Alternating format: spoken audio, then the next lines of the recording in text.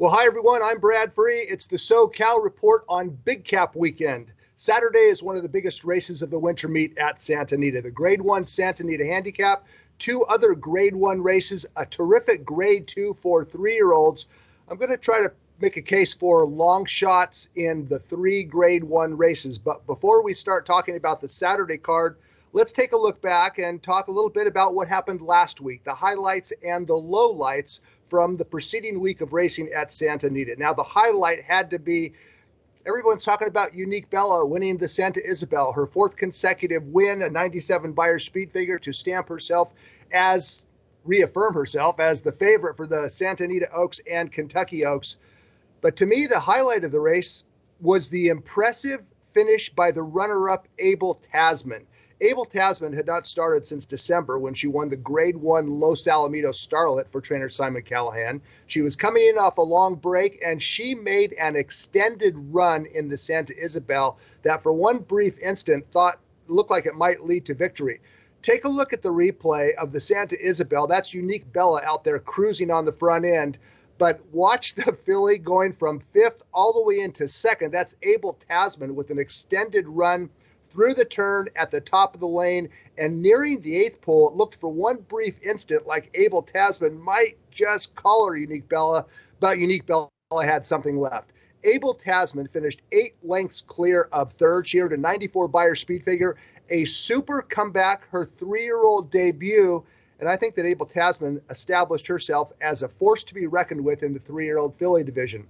Now, we planned this segment prior to the developments on Thursday morning. And what happened on Thursday morning is the ownership group that is in control of Abel Tasman instructed, let's just say she was transferred. Abel Tasman was transferred from Simon Callahan to Bob Baffert on Thursday. When she starts again, we're not sure when that will be, Abel Tasman will be making her first start for trainer Bob Baffert. If you want to check out more on the story, go to drf.com and do a search for Abel Tasman. Very interesting development on Thursday morning. Regardless of who trains Abel Tasman, and Callahan did a terrific job, this is a good filly, and she's on her way up. She's probably the second best 3-year-old filly in the country, in my opinion, Abel Tasman. As for the low light last week, well, it transpired on Sunday, and it was after race 6. Race 6 was a maiden race won by Storm the Hill in the Pink Silks. She ran off from the field and won impressively, another winner for trainer Peter Miller. Why was this race a low light? Well, here's the reason. After this grass race, several jockeys expressed concern over the condition of the turf course to racetrack management. They thought the course was too slippery. It did rain on Sunday. And as a result, the decision was made after race number 7 to switch surfaces for the final race on the card. Now, why was this decision a low light? There are a couple reasons. First of all, the decision was not announced until after race number 7, until after $137,000 had been wagered into the pick 3 pool on the late pick 3. So bettors who wagered on the late pick 3 were kind of left in a lurch. The race number 9 was run on a surface that bettors did not expect it to be run over. Secondly, there was a single ticket jackpot provision, or there remains that, at Santa Anita.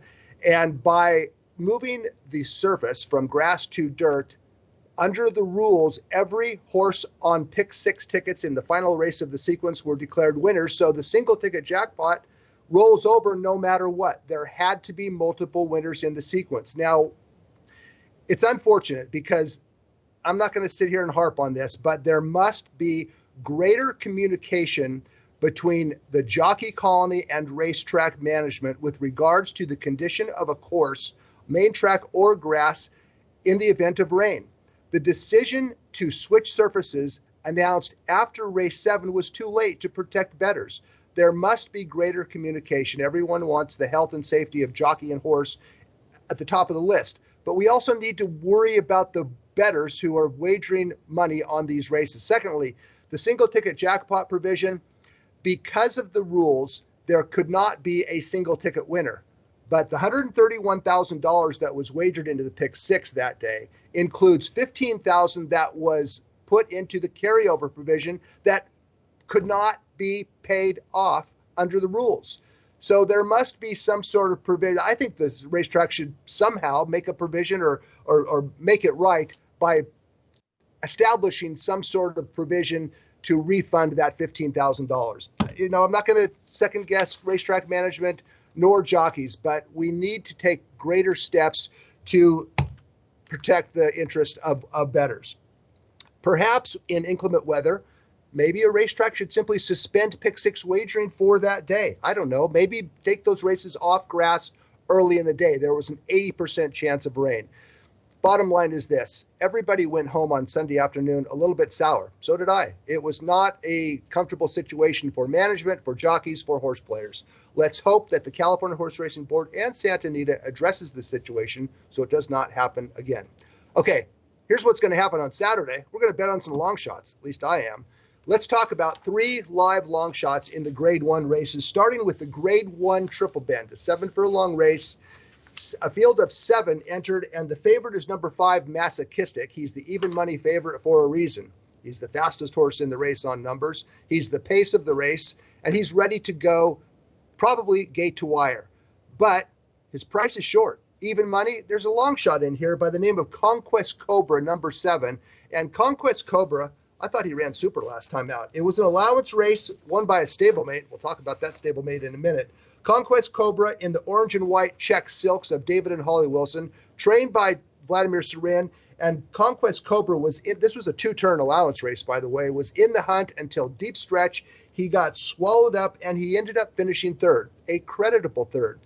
Conquest Cobra embodies one of my favorite angles, and that is this. A horse moving up in class off a loss doesn't necessarily lead to wins, but it often leads to mistaken analysis by the betting public. Horses that move up in class after losing their most recent start, for many bettors, are simply toss-outs. Conquest Cobra has enough speed to be forwardly placed to keep Masochistic in his sights, and if for some reason Masochistic should misfire, Conquest Cobra will be one of the first to pounce. He's 10-1 on the morning line. He's drawn outside. He's going to get a good trip. He's probably not good enough, but at 10-1, Conquest Cobra might be worth fooling around with a little bit. Race number 9 is the Grade 1 Frank Kilroe. 1 mile on grass, a field of 7 entered this. The favorite is number 3, Bolo, who won the Grade 2 Arcadia last time out, and he overcame a little bit of a tough trip that day. But here's the deal. I'm not convinced that these grass milers out here in California are so great.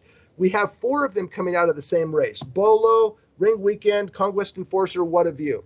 I think that Conquest Enforcer is the most probable winner of the Kilroe. He was bothered by a quarter crack last time out, and he finished 3rd as the favorite. I expect him to rebound. But there's a crazy horse in here who's going to be one of the longest shots in the field. In fact, he is the longest shot in the field on the morning line. Number 2, Flamboyant. You look at his form and you go, well, 1 mile is way too short for this horse who goes 1.25 miles and farther. That's what he's been doing ever since he arrived here from overseas.